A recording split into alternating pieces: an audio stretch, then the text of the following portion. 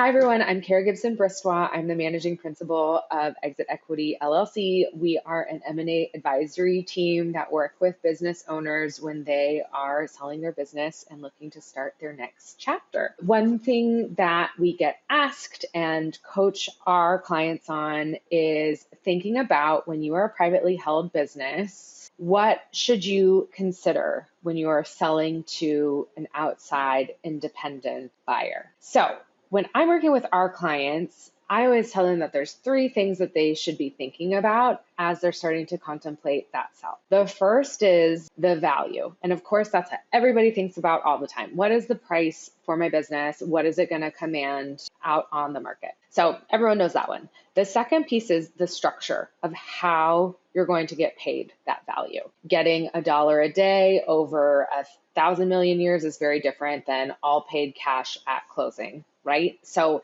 that can be very important, especially with things considering like rollover equity and getting that second bite of an apple, or if someone's proposing an earnout or a promissory note to you. And then the third thing that at the start of looking at offers and then becomes more and more important as we start going down the line is the buyer and what their story is, who they are, and how they fit into your business. And so that's the piece that I encourage business owners to really think about. That first, what we call a management meeting, you might already have an IOI or a letter of intent in place, and you're meeting with that buyer. And again, this is what we coach our business owners on all the time, is you want this to be a two-way interview. At first, sometimes our buyers can think, oh, I'm here to, and of course, you're there to sell your company, talk about the highlights, and really get a potential buyer excited about the opportunity that is ahead of them. But at the same time, I work with my clients to prepare questions so that they're also asking of a buyer, okay, well, what are,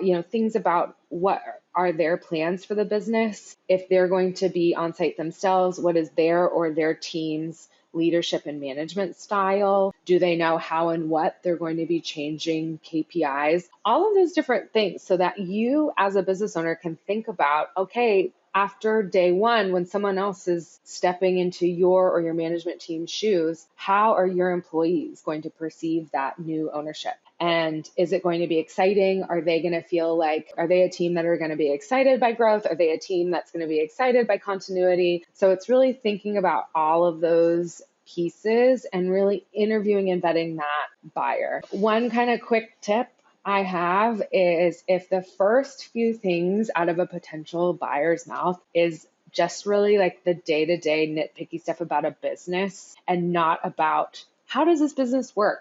What are your services that you're doing, and really kind of understanding like the fundamentals of like the meat of the business. And instead they're asking, how much time do employees get off, or what is your role? I always think those are not the best buyers because they are thinking about it from a very tactical component. And at the end of the day, you need a buyer that has some relation, interest, and background in your type of company. So food for thought as you're out there working with potential buyers, and hope that helps. Again, this is part of our services that we provide to our clients when they're working with us during the sale of their business. So reach out. My team is happy to help and get a consult going and see how we can help coach you through this most important transaction of your career.